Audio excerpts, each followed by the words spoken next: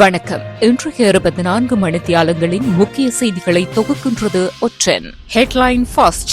அரசியல் வரலாற்றில் முதல் தடவையாக முன்னாள் ஜனாதிபதி கைது. 5 மாடி கட்டடத்தை கைப்பற்றியது சிஐடியினர். பாராளுமன்ற வளாகத்திற்குள் ஊடுருவிய நபர். அஞ்சல் ஊழியர்களின் சீட்டைக்கு செக் வைத்த தபால்மா அதிபர். தொடர்ந்தும் விரிவான செய்திகள். ஒற்றனின் ரகசிய குறிப்பு. ஐக்கிய மக்கள் சக்திக்குள் மறுசீரமைப்பு அவசியம். பெற்றோரின் அரசியல் பெருமையை பேசிக் கொண்டிருப்பது பிரயோசனமற்றது.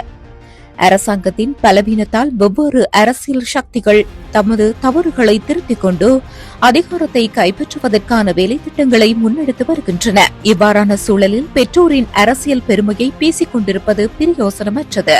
எனவே மாற்று அரசியல் சக்தியாக ஐக்கிய மக்கள் சக்தி வலுப்பெற வேண்டுமெனில் கட்சிக்குள் மறுசீரமைப்புகள் அத்தியாவசியமாகின்றது. சில அரசியல் குழுக்கள் சதித்திட்டங்களூடாக அதிகாரத்தை கைப்பற்ற முயற்சிக்கின்றன. ஆனால் மாற்று அரசாங்கத்தை உருவாக்க வேண்டிய ஐக்கிய மக்கள் சக்தி அந்த பொறுப்பை மறந்து செயற்படுகின்றமை கவலைக்குரியதாகும். கட்சியின் தலைமைத்துவத்துடன் சிரேஷ்ட உறுப்பினர்களுக்கும் இதனை நாம் தொடர்ச்சியாக வலியுறுத்திக் கொண்டிருக்கின்றோம். கட்சியின் தலைமைத்துவத்திற்கும் சிரேஷ்ட உறுப்பினர்களுக்கும் இதனை நாம் தொடர்ச்சியாக வலியுறுத்திக் கொண்டிருக்கின்றோம். பெற்றோரின் அரசியலை மக்களிடம் கூறி அதன் மூலம் ஆட்சியை கைப்பற்றக்கூடிய சூழல் தற்போது நாட்டில் இல்லை.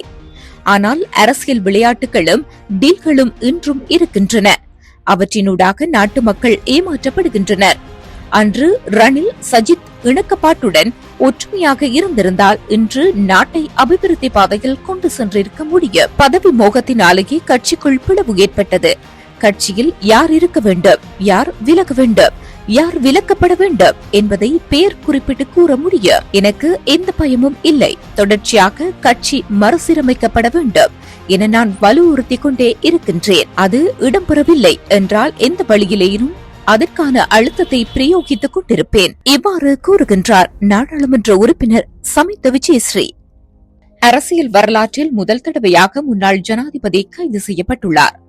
முன்னாள் ஜனாதிபதி ரணில் விக்ரமசிங்க குற்றப்புலனாய்வு திணைக்களத்தில் ஆஜரான நிலையில் இவ்வாறு கைது செய்யப்பட்டார். முன்னாள் ஜனாதிபதி ரணில் விக்ரமசிங்க பதவியில் இருந்தபோது அரசாங்க நிதியை தவறாக பயன்படுத்தி லண்டனுக்கு பயணம் மேற்கொண்டதாக எழுந்த குற்றச்சாட்டுகள் தொடர்பான விசாரணைகளுக்காக குற்றப்புலனாய்வு திணைக்களத்திற்கு அழைக்கப்பட்டிருந்தார். ரணில் விக்ரமசிங்க தனது மனைவியான மைத்ரி விக்ரமசிங்கவின் பட்டமளிப்பு விழாவிற்காக லண்டனுக்கு அரசு நிதியை பயன்படுத்தி விஜயம் மேற்கொண்டதாக கூறப்படுகின்றது. தொடர்ச்சியாக நடத்தப்பட்ட விசாரணைகளை அடுத்து அவர் கைது செய்யப்பட்டிருந்தார். கைது செய்யப்பட்டுள்ள முன்னாள் ஜனாதிபதி ரணில் விக்ரமசிங்க கொழும்பு கோட்டை நீதவான் நீதிமன்றத்திற்கு அழைத்து வரப்பட்டுள்ளார். இதன்போது கோட்டை நீதவான் தமது அதிருப்தியை மன்றில் வெளியிட்டிருந்தார். தனது பாதுகாப்பினை மேலும் அதிகரிக்குமாறும் நீதவான் கோரிக்கை விடுத்திருந்தார். இலங்கையின் அரசியல் வரலாற்றில் முதல் தடவையாக முன்னாள் ஜனாதிபதி ஒருவர் இன்றைய தினம் கைது செய்யப்பட்டுள்ளமை குறிப்பிடத்தக்கது.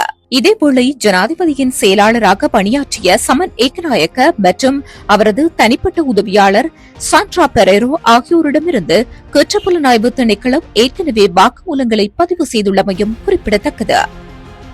முன்னாள் ஜனாதிபதி ஒருவரை கைது செய்யும் அதிகாரம் இலங்கை அரசியலமைப்பின் பிரகாரம் காணப்படுகின்றதா என்பது தொடர்பில் மனித உரிமை ஆணைக்குழுவின் முன்னாள் ஆணையாளரும் சட்டத்தரணியுமான பிரதீபா மகனமகவா சர்வதேச ஊடகத்திடம் கருத்து ஒன்றை வெளியிட்டுள்ளார்.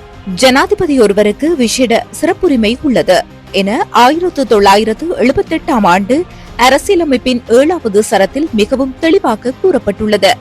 இந்த சிறப்புரிமையின் பிரகாரம் ஜனாதிபதி ஒருவருக்கு எதிராக அவரது பதவிக்காலத்தில் எந்தவொரு சிவில் அல்லது குற்றவியல் வழக்கொன்றை பதிவு செய்ய முடியாது என 35 சரத்தில் குறிப்பிடப்பட்டுள்ளது என்கின்றார். எனினும் அரசியலமைப்பின் 19வது திருத்தத்திற்கு அமைய அவரது பதவிக்காலத்திற்குள் அடிப்படை மனித உரிமைகள் மீறப்பட்டிருக்கும் பட்சத்தில் அவருக்கு எதிராக சிவில் அல்லது குற்றவியல் வழக்கொன்று தாக்கல் செய்ய முடியாத பட்சத்திலும் அவருக்கு எதிராக அடிப்படை மனித உரிமை மீறல் வழக்கொன்றை தாக்கல் செய்ய முடியும் என அவர் விளக்குகின்றார். ஜனாதிபதி ஒருவரின் பதவிக்காலத்திற்குள் மாத்திரமே சிவில் அல்லது குற்றவியல் வழக்கொன்றை தாக்கல் செய்ய முடியாது.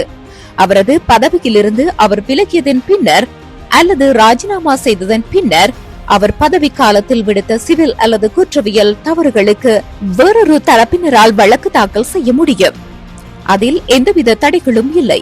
நீதிமன்றத்தில் பி அறிக்கை சமர்ப்பிக்கப்பட்டதன் பின்னரே முன்னாள் ஜனாதிபதியின் பிரத்யேக செயலாளர் மற்றும் செயலாளர் ஆகியோரிடம் வாக்குமூலங்கள் பதிவு செய்யப்பட்டிருந்தன. கோட்டை நீதவான் அனுமதியுடனேயே முன்னாள் ஜனாதிபதியிடம் வாக்குமூலம் பதிவு செய்யப்பட்டது என அவர் தெரிவித்திருந்தார். அடிப்படை உரிமை மீறப்பட்டுள்ளது என்பது தெரியவரும் பட்சத்தில் போலீசாரினால் அவர் கைது செய்யப்பட வேண்டும் என்றும், இந்த சந்தர்ப்பத்தில் போலீஸ் பிணை அவருக்கு வழங்க போலீசாருக்கு அதிகாரம் கிடையாது என்றும் அவர் கூறுகின்றார். அதனாலேயே நீதவான் நீதிமன்றில் முன்னிலைப்படுத்தப்படுகின்றார். 1999 பிணை சட்டத்திற்கு அமைய அவருக்கு பிணை கோரிக்கை முன்வைக்கப்படும் எனவும் அவர் குறிப்பிடுகின்றார். ஒழுங்கமைக்கப்பட்ட குற்ற கும்பல் உறுப்பினரான தெமட்டகுட ருவானுக்கு சொந்தமான சுமார் 100 மில்லியன் ரூபாய் மதிப்புள்ள 5 மாடி கட்டடத்தை குற்றப்புலனாய்வு துறையினர் கைப்பற்றியுள்ளனர். போதைப்பொருள் கடத்தலில் இருந்து சம்பாதித்த பணத்தில் தெமட்டகுட ருவான் இந்த கட்டடத்தை வாங்கியது தெரிய வந்ததை அடுத்து அந்த கட்டடத்தை சிஐடியின் சட்டவிரோத சொத்துக்கள் புலனாய்வு பிரிவு கைப்பற்றியது. சட்டவிரோதமாக சொத்து சேர்த்ததாக தெமட்டகுட ருவான், அவரது மனைவி, அவரது சகோதரி மற்றும் அவரது மகன் மீது சட்டவிரோதமாக சொத்து சேர்த்ததாக சட்டவிரோத சொத்துக்கள் புலனாய்வு பிரிவு முன்பு வழக்கு பதிவு செய்திருந்தது. போதைப்பொருள் மற்றும் பாதாள உலக குழு உறுப்பினர்களால் சட்டவிரோதமாக சம்பாதித்ததாக கூறப்படும் சொத்துக்கள் குறித்த நீண்டகால விசாரணைகள் காரணமாக அந்த கட்டடம் செயற்படாமல் போனதாக மூத்த அதிகாரி ஒருவர் குறிப்பிட்டிருந்தார்.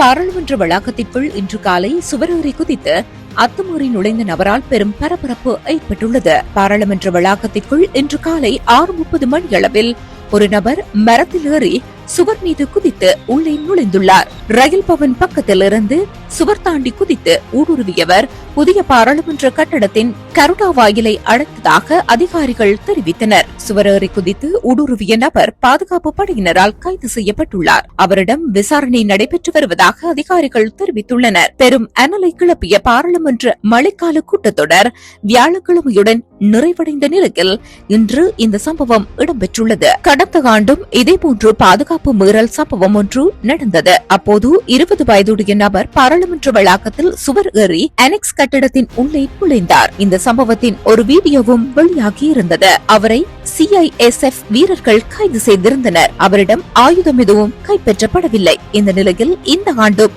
அதே போன்றதொரு அத்துமீறல் சம்பவம் நடைபெற்றுள்ளது. தற்போது படிப்புறக்கணிப்பில் ஈடுபட்டுள்ள அஞ்சல் தொழிற்சங்கங்கள் கொழும்பில் உள்ள மத்திய அஞ்சல் பரிவர்த்தனை நிலையத்திற்கு முன்னால் சத்தியாகிரகத்தை ஆரம்பித்திருந்தனர். இலங்கை ஆசிரியர் சங்கம், தொழிலாளர் போராட்ட நிலையம் உள்ளிட்ட பல தொழிற்சங்கங்களின் பிரதிநிதிகள் இந்த சத்தியாகிரகத்தில் இணைந்திருந்தனர். இந்த போராட்டம் காரணமாக இன்று காலை முதல் மத்திய அஞ்சல் பரிவர்த்தனை நிலையத்தை சுற்றி விசேட போலீஸ் பாதுகாப்பு வழங்கப்பட்டிருந்தது. பொதிகளை அனுப்ப தயாராகும் ஊழியர்களின் கடமைகளுக்கு சில குழுக்கள் இடையூறு விளைவித்ததை அடுத்து போலீசார் அந்த இடத்திற்கு வரவழைக்கப்பட்டதாக தெரிவிக்கப்படுகின்றது. 19 முக்கிய கோரிக்கைகளை முன்வைத்து ஆகஸ்ட் மாதம் 17ஆம் தேதி நள்ளிரவு தொடங்கிய பணிப்புறக்கணிப்பு இன்று 5வது நாளாக தொடர்கின்றது. இதன் விளைவாக பொதுமக்கள் அஞ்சல் சேவைகளை அணுகுவதில் குறிப்பிடத்தக்க சிரமங்களை எதிர்கொண்டிருந்தனர். பொதுமக்களுக்கு மேலும் சிரமத்தை ஏற்படுத்தாமல் வேலை நிறுத்தத்தை முடிவுக்கு கொண்டு வருமாறு அகில இலங்கை துணை அஞ்சல் ஊழியர்கள் சங்கத்தின் பொருளாளர் ரவீந்திர அமரஜீவ சக தொழிற்சங்க பிரதிநிதிகளை வலியுறுத்தியிருந்தார். இன்று பணிக்கு வராத அனைத்து அஞ்சல் ஊழியர்களும் தங்கள் பதவிகளை விட்டு வெளியேறியதாக கருதப்படுவார்கள் என தபால் மா அதிபர் ருவன் சத்குமார அறிக்கை ஒன்றையும் வெளியிட்டிருந்தார். தொடர்ச்சியான செய்திகளை தெரிந்து கொள்ள ஒற்றன் யூடியூப் சேனலை சப்ஸ்கிரைப் செய்யுங்கள்.